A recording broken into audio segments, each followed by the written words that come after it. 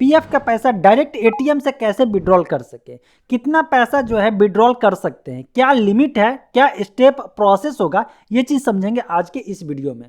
दोस्तों सबसे ज़्यादा अगर लोग परेशान हो रहे हैं तो इस बात के लिए हो रहे हैं कि पीएफ का पैसा विड्रॉल के लिए लगाते हैं, ऑनलाइन अप्लाई करते हैं और वो रिजेक्ट हो जा रहा है। आपको अब देखने को मिल रहा है कि आप अपने पीएफ का पैसा जो है डायरेक्ट जो है एटीएम से विड्रॉल कर सकते हैं। ये मैं नहीं कह रहा हूँ, बल्कि ऑफिशियल स्टेटमेंट है, जहां आप देख सकते हैं कि अब आने वाले समय में आप पीएफ का पैसा जो है डायरेक्ट एटीएम से विड्रॉल कर सकते हैं। कितना विड्रॉल कर सकते हैं?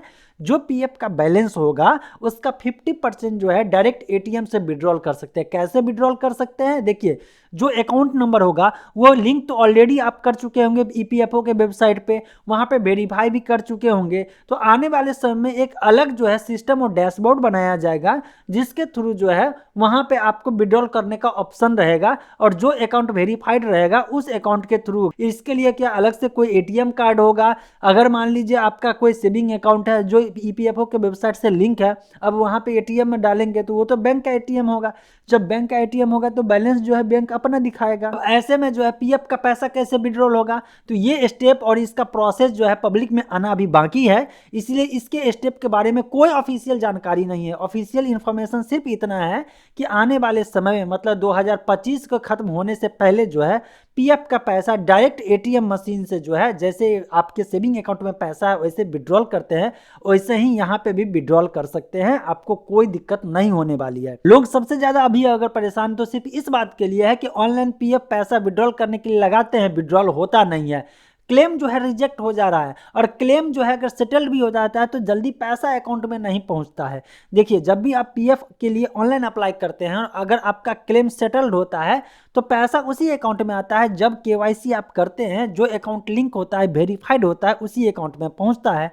तो जब ऑलरेडी पहले से वेरीफाइड सारा डेटा रहेगा, वहाँ पे पैन नंबर है, अकाउंट है, सब कुछ है, तो इसको विड्रॉल का ऑप्शन लाया गया। अब सवाल ये आता है, क्या ये अच्छा स्टेप है या खराब स्टेप है? देखिए, अगर शुरुआती दौर में देखा जाए तो लगेगा कि यार बहुत बढ़िया स्टेप है। ऐसा इसलिए क्योंकि पीएफ का पैसा है, तुरंत एटीएम में जाएंगे, विड्रॉल कर लेंगे, बहुत सिंपल हो गया ना। लेकिन जितना ही ये अच्छा है उतना नुकसानदायक है। अब आप मुझे बताइए कि पीएफ का पैसा जो जमा होता है किस लिए होता है? भविष्य में कोई बहुत जरूरी काम हो उसके लिए होता है। और जब जैसे अकाउंट में पैसा रखा रहता है वैसा ही सिस्टम बना दिया जाएगा तो ये आपके भविष्य का सेविंग के लिए बहुत ज़्यादा खराब हो जाएगा, नुकसानदायक हो जाएगा। कैसे हो जाएगा? जैसे यूपीआई आया, अब आपका यूपीआई अकाउंट जो है, मतलब यूपीआई नंबर जो है, मोबाइल नंबर है, डायरेक्ट बैंक अकाउंट से लिंक है।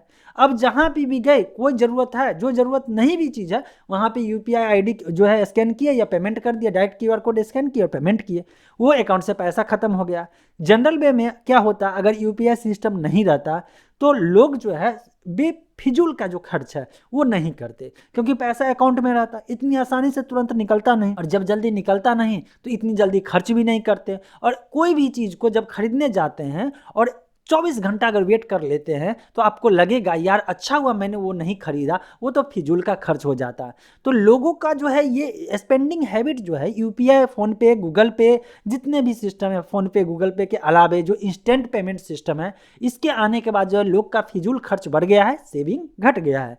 अब इसीलिए यहाँ पे मैं कह रहा हूँ कि ये पीएफ का विड्रॉल जो है एटीएम के थ्रू जब होना शुरू हो जाएगा इंस्टेंटली, तो क्या होगा, लोग जो है जो इतनी जल्दी या इमरजेंसी या बहुत ज़रूरी काम नहीं होगा ना, इसके लिए भी क्या करेंगे, सोचेंगे चलो मेरे पीएफ बैलेंस में जो है ना 5 लाख रुपीज़ पड़ा हुआ है, मैं करता हूँ कि उसमें से 2.5 लाख रुपये जो है उसको निकाल लेता हूँ, निकाल करके फलाने काम को कर लेता हूँ। अब वहाँ पे रिस्क बढ़ जाएगा और जब सच में ज़रूरत होगी पैसे की तब लोगों के पास पैसा ही सेविंग में नहीं रहेगा। भविष्य निधि कहा जाता है, मतलब क्या, आफ्टर रिटायरमेंट जो है इसी पैसे का इस्तेमाल किया जाएगा ताकि सुखी जीवन जी सके। एटीएम से विड्रॉल पीएफ बैलेंस जब होगा तो एक ही फायदा होगा कि सच में बहुत इमरजेंसी है तो आप इंस्टेंटली जब विड्रॉल कर सकते हैं, इतना लेंदी प्रोसेस में नहीं फंसना होगा।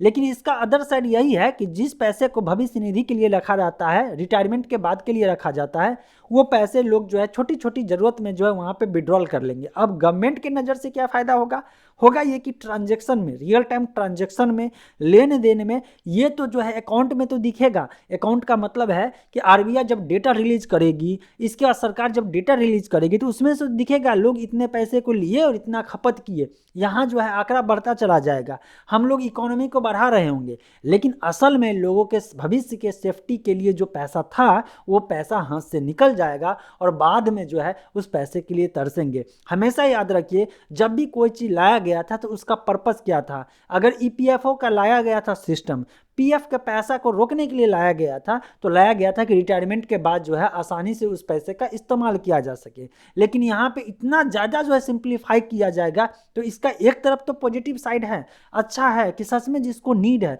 सच में कोई इमरजेंसी पड़ गया और पीएफ का पैसा जल्दी विड्रॉल नहीं हो रहा है, तो एटीएम से विड्रॉल कर लेंगे। लेकिन यहाँ पे जो है मेजोरिटी पर्सन क्या करेंगे, तुरंत तुरंत विड्रॉल करेंगे।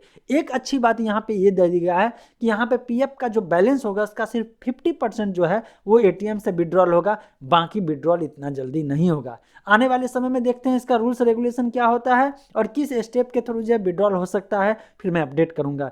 वैसे बताइए कि ये स्टेप गवर्नमेंट का अच्छा है बढ़िया, कमेंट सेक्शन में मेंशन करिए। मिलते हैं फ्रेश अपडेट के साथ अगली वीडियो।